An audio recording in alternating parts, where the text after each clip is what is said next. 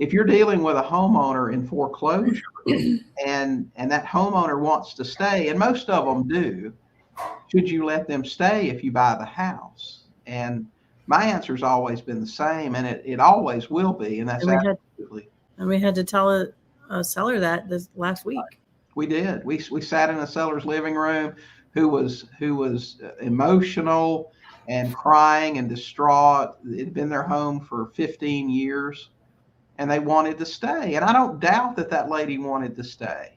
And I really don't doubt that right in that moment, if we had paid up her back payments and said, listen, you can stay, you just pay us now, I believe she meant it in that moment. And I believe most sellers do. Right. When you rescue someone, they're very thankful.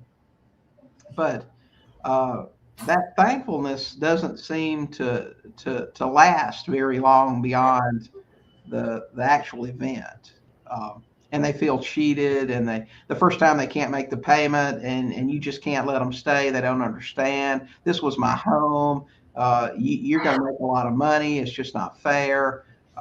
If you buy a house and a homeowner's there, they got to go. I mean, they have to be moved out. And my rule's always been, I'm not writing a check until your bags are packed and you're out the door. There's just too many possible problems. Well, somebody had asked before if there's ever a situation where you can do that, at least back in, and I think we talked about this, that it's only possible if they're not distressed. I mean, if they're just moving and they need a little time or whatever, if it's a job transfer or something, that might be a little different. But when they're losing it, then they can feel like they were taken advantage of. Right. Or someone can tell them that they were, you know. Right. And those scenarios are simple. Someone's building a new house and they're uncertain of the completion date. That always happens. Yeah. The contractor says we'll be done in May and they're done in September. They don't want 2 mortgage payments. And that's real simple. You have your closing, you get the deed, you record it, you're now the homeowner. They're renting the house for the amount of the mortgage payment. And I let them continue to send in that mortgage payment to their lender.